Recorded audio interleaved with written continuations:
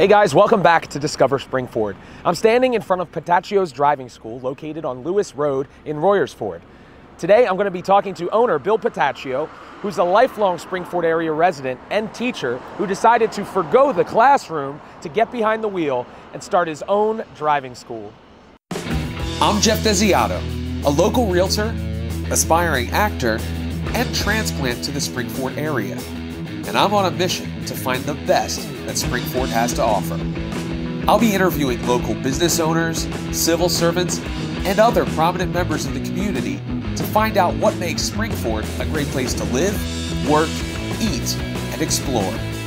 I invite you to join me on my journey as I discover Springford.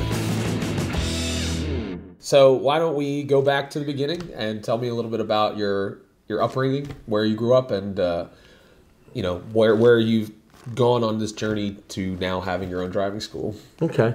I grew up in the area. I grew up in Mingo, which is right outside Royersford. I call it the suburb of Royersford. Suburb. But it was just one of 4 little developments. I lived there. My mom, my dad, 2 brothers, an older brother, Jim, a younger brother, Damien. And we went to Sacred Heart Church and school. And I always was in this area. Yeah. And I like being here. You know, I left for college for a little bit, but then I tried to get right back. Mm-hmm. Did you go to private school throughout high school? We went to Catholic school. We went to parochial school. Yeah. Sacred Heart for grade school. Then at the time, St. Pius X up in Pottstown. That's good. So after high school, where did that take you? After high school, I went to York College, Pennsylvania. I started studying social studies secondary education. And then I moved into behavioral sciences, basically. Oh, okay. I thought I wanted to work with juvenile delinquents. I did that for about a year and a half, and realized this is not my cup of tea. Right. You know, you realized what the word juvenile meant and what the word delinquent meant. Yes. And, God bless the people that do work with that. Yes, yeah. Absolutely. I just realized it was not for me. It's good that you, not to interrupt that, which I do often, and I apologize. That's fine. And people criticize me all the time for, but it's good that you figured that out 1 year in instead of 10 years in or whatever. When your life gets threatened on a regular basis, you're like, this might not be worth this $6.50 an hour I'm making. Oh my gosh, yeah. So did that. Then I moved back home, and my dad opened up a check cashing store in Willow Grove, and basically I managed that while he had his full-time job for Pico, and I did the day-to-day stuff. Then I left there, went back to school, studied theology. Oh, wow. And then I left there and went to, I just started working, teaching high school. Oh, okay. And I taught theology at basically Archbishop Wood in Warminster. Oh, yeah. Bishop Shanahan in Downingtown, which I loved teaching at Bishop Shanahan. I loved it. And then I moved over to Malvern Prep. Okay. And I taught there until 2012. Oh, okay. That's when I started doing the driving school full time. Okay. But I started it before then when I was at Shanahan. There was Exton Driving School, taught a driver's ed class at Shanahan. Yeah. And Charlie, who owned it, he used the classroom that I taught in. So him and I would be talking after school, and he's like, why don't you come work for me? Yeah. So then I went to Malvern, and I called him up, and I'm like, there's really no program here. Yeah. What do you say we get one started here? So I got certified. So then, when he said come work for it, was that like as like a side hustle kind of thing? Like, right. He was just saying, with your extra time or whatever, come and do this. Exactly. Yeah. Catholic school teachers do not make a lot of money. So if you're a Catholic school teacher, you don't get summers off. You have to find something to do. Exactly. And that's what I did. So I would work for him, and then 2-3 years into it, I decided, I want to do my own thing. So then I opened up my own in 2009. Okay. And I did it part-time as I was teaching. It was really good, side work, side hustle work. Primarily just took care of local people here who knew me and up at Malvern. And then in 2012, I left Malvern, and this was starting to, I saw some future in this. So I wanted to focus on that. And you know what it's like when you open a business. There's no money. Everybody thinks you put that sign on the board and you're a millionaire. Right. It doesn't work that way. So I worked at a hotel at nights for about a year and a half. Working 7 to 11 or 11 to 7. Yeah, you had to find hours that didn't impede on the prime time driving school hours. Oh man! And then you were literally hustling, man. Like you're like 20-hour days. Yep. Yeah. I'd come home, sleep for a few hours, and then hit the road. Wow. Get that done, sleep for a few hours, and go to the hotel. That's incredible. So, and then I guess around about a year into it, things started to take off. Yeah, word of mouth and things like that. Yeah. And my dad said, you need help in the office. You just can't do it anymore. So then he came and helped me out in the office, which freed me up. Yeah, like that administrative stuff, it eats into like getting business. Like you don't have time to go out there and actually build a business. Right. Yeah. So nice. He came in. I'm like kind of role reversal. I was working for you, now you're working for me. And he's still doing it. Yeah. And he does all the background stuff. Yeah. And I'm out there teaching and trying to get business and stuff like that. That's really cool. So what was that, what was it that made you really decide to pick the driving side of things? Obviously, I would imagine, and my wife is a teacher, so I kind of understand that like if you're not teaching in a school, you're teaching somewhere because it's like a unique personality trait, I think, that like teachers are always teaching. It doesn't matter if they're on the clock or not. Right. So what was it, or what did you find in those early times when you started to work with this other guy that made you kind of say like driving is the thing I want to teach over social studies or theology or something else? Was there anything specific that made you go that way? It was nothing really specific. I just wasn't as happy in the classroom as I was when I first started teaching. Yeah. And I realized this isn't something that's going to sustain me. Yeah. I could still be doing it and just sitting back, but I don't know if I was getting burned out. Yeah. But I wasn't as happy doing that anymore. Right. And then I said, I'm gonna make a go at this. Yeah. And I'm like, all right, failure is not an option now. We closed the door. Yeah. Now we gotta make this one work. Right. So it was not. I can't say it was any one thing in particular. It was just. It was like the natural progression. Right. Of things. Yeah, that's a good way to put it. Just a natural progression, one thing to the next. Yeah. Now, when you were younger, did you ever have thoughts or aspirations to own your own business, or did that come about kind of as you experienced life? I think it came about later. Yeah. I never really saw myself owning my own business. And to be honest with you, I didn't realize how much work it is. Yeah. It doesn't stop. Yeah. I like it, but it's hard. Yeah. There's some long days. Yeah. I'm very fortunate that I have good staff that I trust.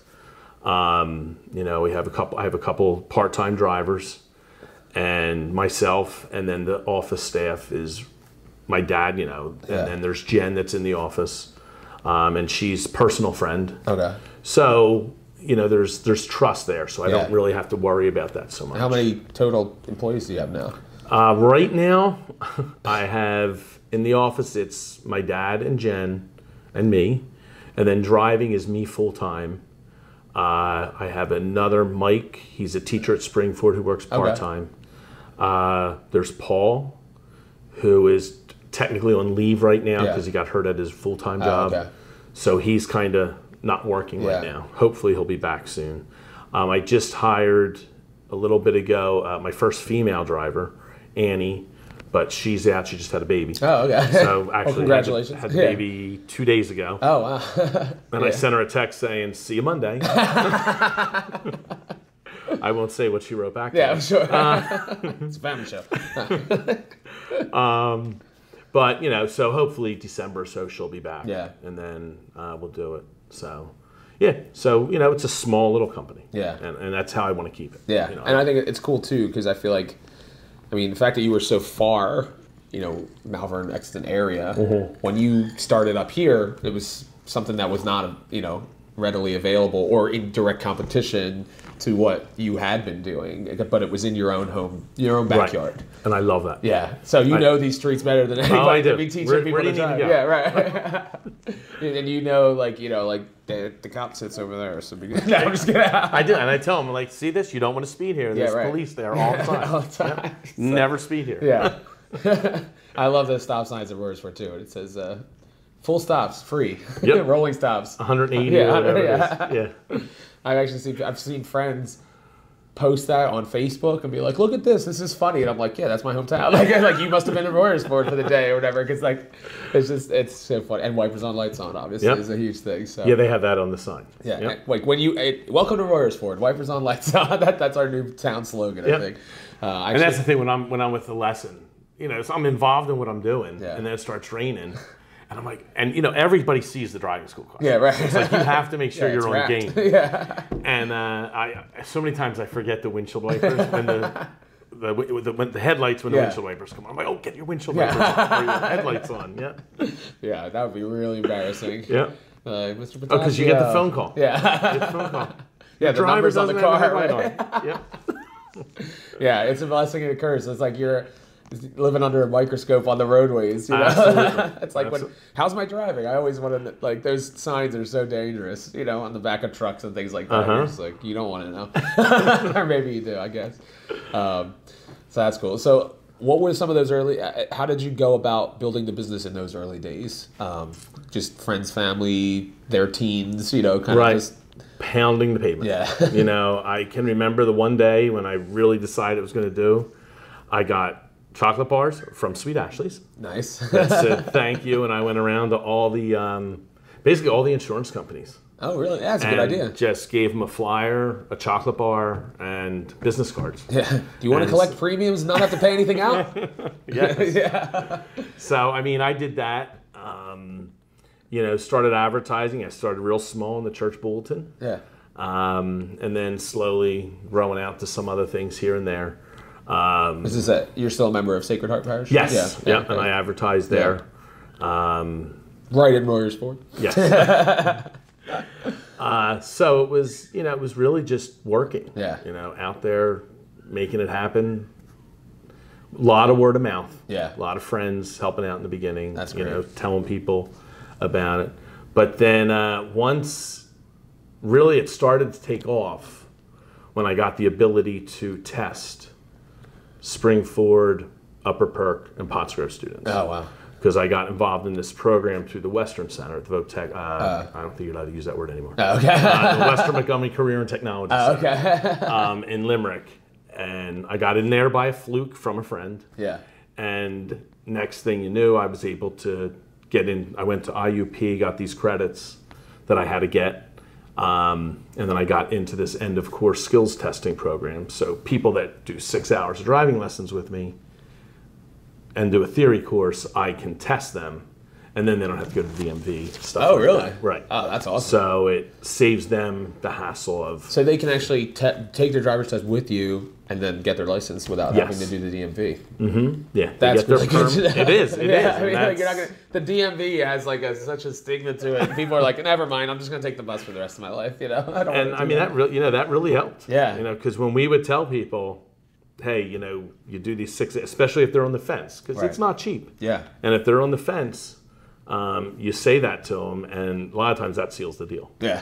Thank you, DMV, for being inefficient. Courtesy Petaccio. I didn't say that. I didn't say that. I said it. I have no problem saying it. No, I'm just kidding. I'm going to get like hate mail and threats from now. But better me than you. But I actually, it's kind of cool to hear your story about driving and things like that. I actually, and your birds and dogs are making a lot of noise. So hopefully you guys could, I was hoping the bird would fly over at some point, right in the middle of the episode. That would be cool. But I actually drove a tow truck for a short period of time. And one of my many jobs that I've had, I wasn't hired to be a tow truck driver. They hired me to be a runner at an automotive place down where I lived. And so I was supposed to just run and get car parts and pick up vehicles and stuff like that. Is it really? It's my dream job. Oh, really? Yes. Well, I could teach you a few things. Well, they kind of were like, hey, yeah, like our tow truck driver's out today, so here's how you work the tow truck.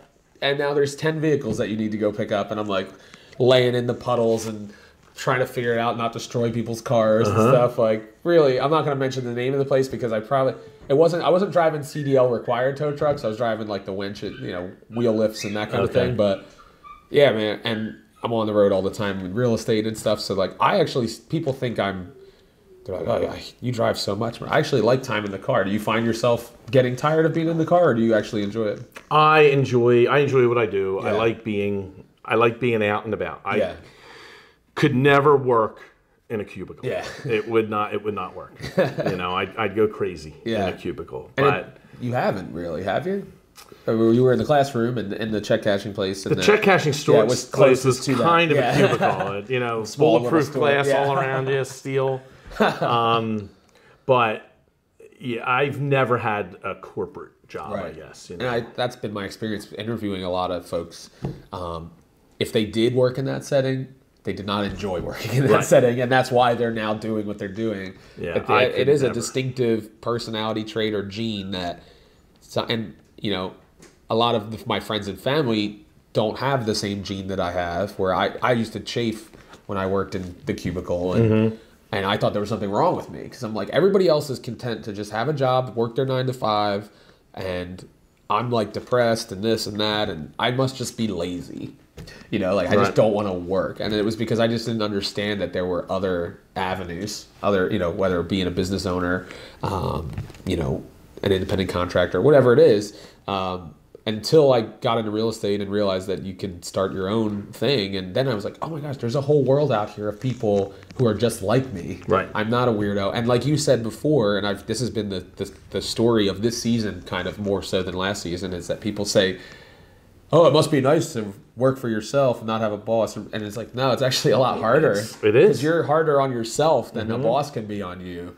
And I work harder now than I ever did when I had a 40-hour-a-week job. Yes. You know what I mean? So I would love to work 40 hours a week. Exactly right. Because if you're not out doing, and you can't always describe what you're doing to people because they don't understand. They don't get it. They're like, what, you're driving for 80 hours a week? Well, no. Like there's the being your own HR representative, being your own accountant, being all the things that go into it, building the business, going to events to get word out about the business. It's just, but for people that do it, it feels like work, obviously. It's tiring.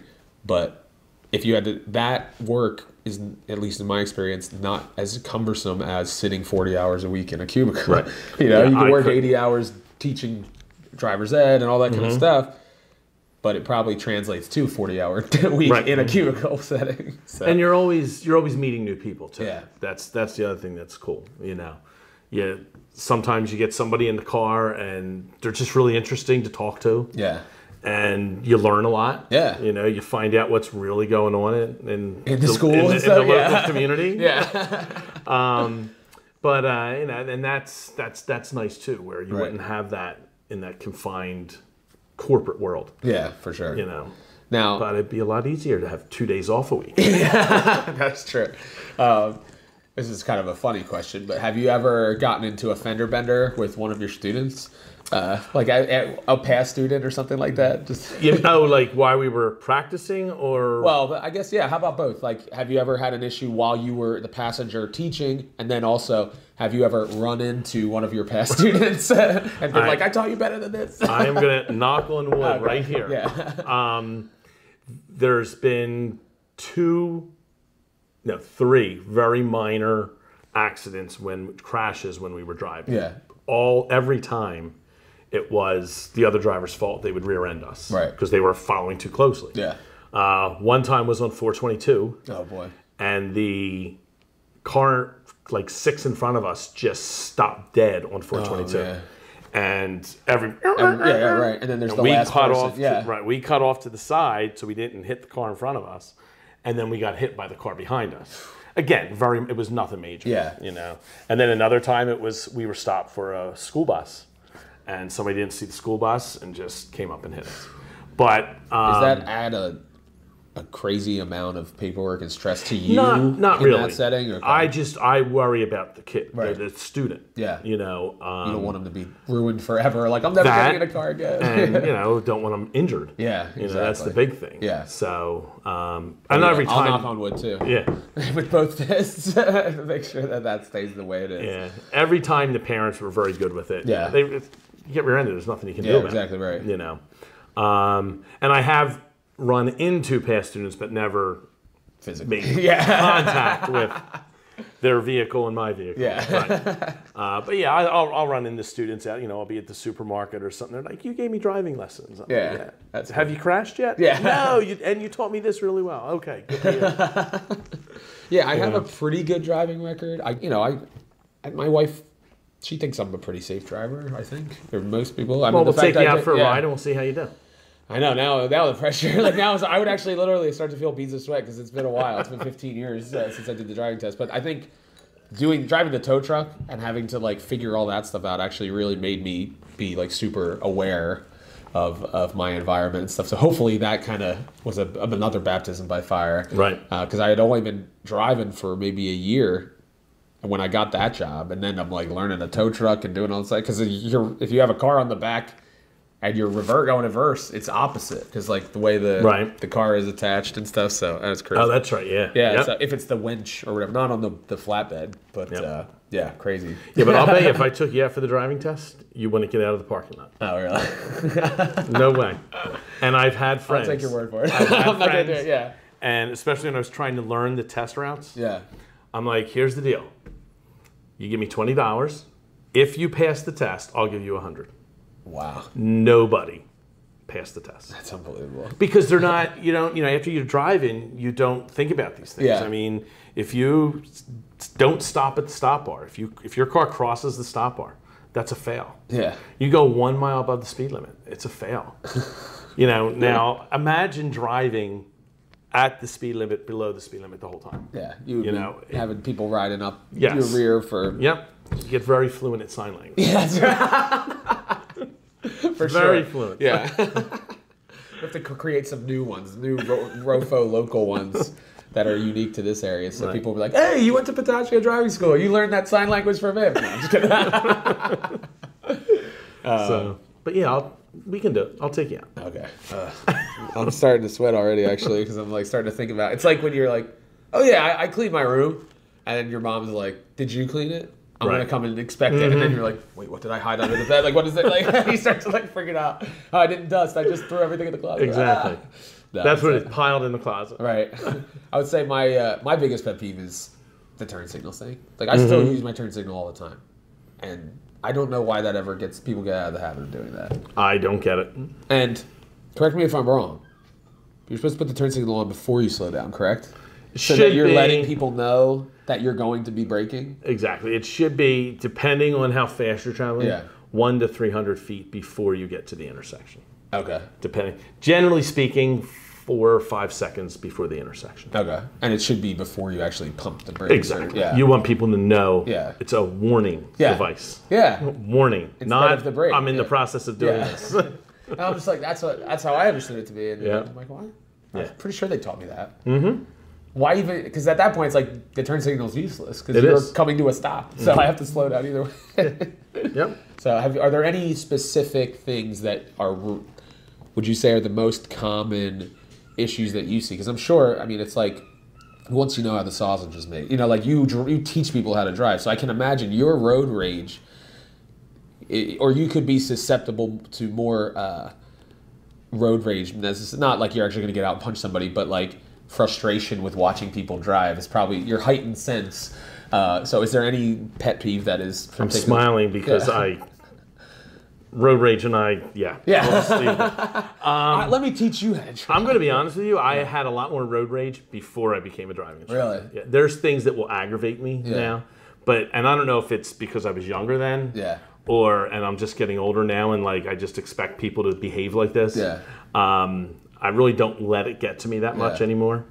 But what I can't stand is when I'm on the road with a student and somebody is tailgating us. Yeah. I'm like, it says everywhere, student driver, you see a driving school car.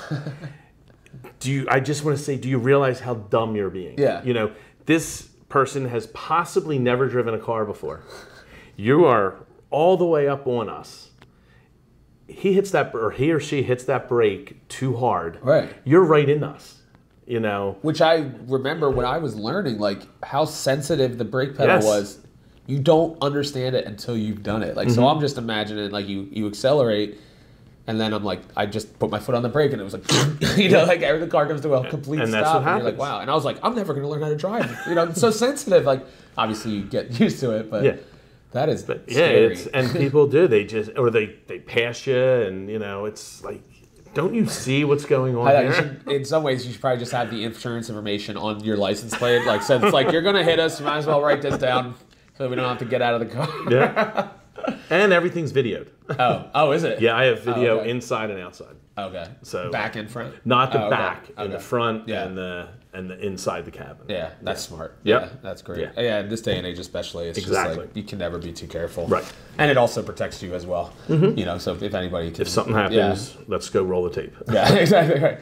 Let's go to the tape. Yeah.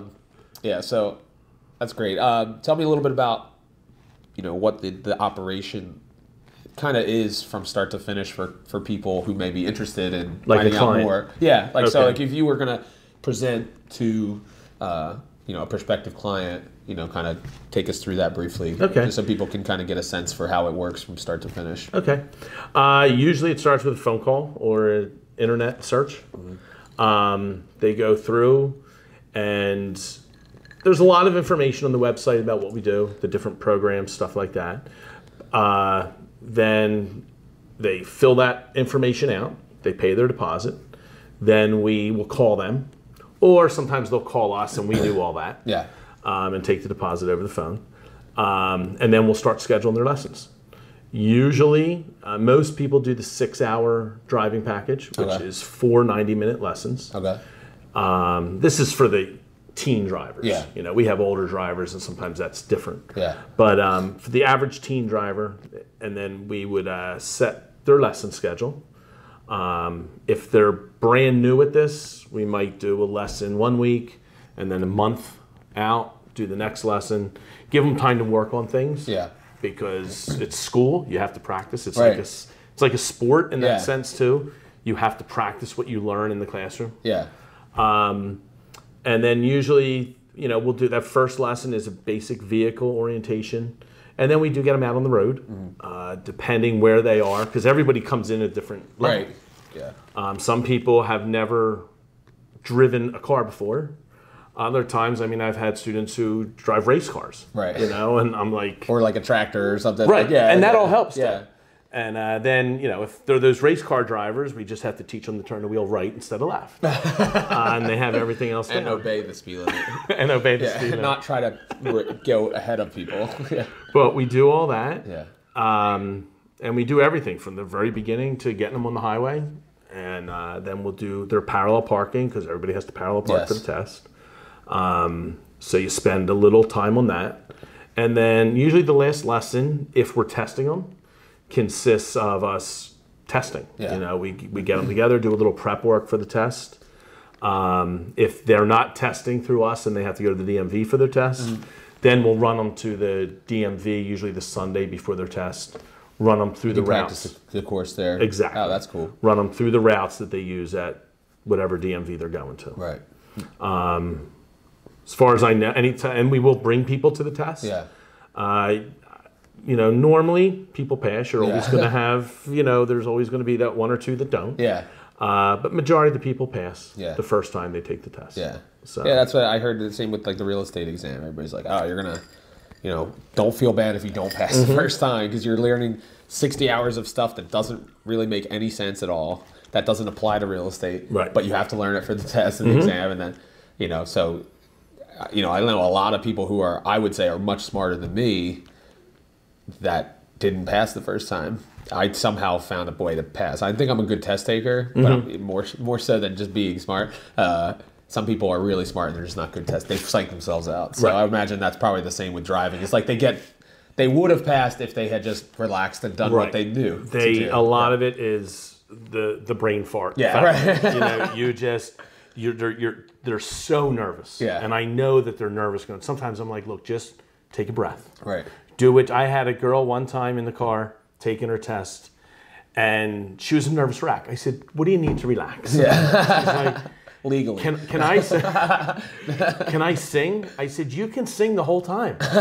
She is singing songs. She's singing Whitney awesome. Houston, all this other stuff. She's really good voice as she's taking the test. And other students will sit there and just exactly what I said to them when we would be practicing it. They're doing the same thing. Yeah. You know, here, 2 stops, look, pause, you know. Yeah. And it's like a reflection of what I just did, you know. Yeah. If I was singing during my driving test, it would be, my song of choice would be Get Out of My Dreams, Get Into My Car by Billy Ocean. Because I'm a big I love the 80s music. Any song with, I would just make a car playlist, like Drive My Car. Right. Anything by the Cars, obviously. You know, who's going to drive you home, all that stuff. Bill, as we wrap up, why don't you let people know how they can, best way to get in touch with you and find out about your services. Okay. Website, phone number, whatever you prefer. And then we'll also have all that stuff available on our website and below the video. Sure. The web address is RoyersfordDrivingSchool.com, all one word. Phone number is 610-948-4979. We are on Facebook. I don't know. That's the name fine. of that. We'll link It's it. on there. Yeah. It's on there click somewhere. out, I just click on Petaccio Driving School. Yeah, pages. yeah, you have your pages set up, so you just click on it. Yeah. And that's the primary ways. Okay. Also, stop in the office. Okay. Our office is inside Gibbons Fast Tag, 120 North Lewis Road. Just stop in and we'll help you out. Sounds great. Okay. All right. Well, Bill, thank you so much All for right. your time. Really Thank appreciate you. it. It was fun. Well, that's all the time we have for today's episode of Discover Springford. If you'd like to hear our full unedited conversation, then I encourage you to become a subscriber of our podcast. You can find it by searching Discover Springford on any podcast app. If you'd like to support our show and the work that we're doing, you can do that in a number of ways. You can share this video on social media, but you can also become a monthly supporter on Patreon for as little as $1 a month. If you'd like to make a one-time contribution, you can do that via PayPal by visiting paypal.me/discoverspringford. Or you can buy the merchandise that's available in our online store. We have t-shirts and car magnets available for purchase. Thanks a lot for watching this episode. I encourage you to check out Petaccio's Driving School online by using the links below.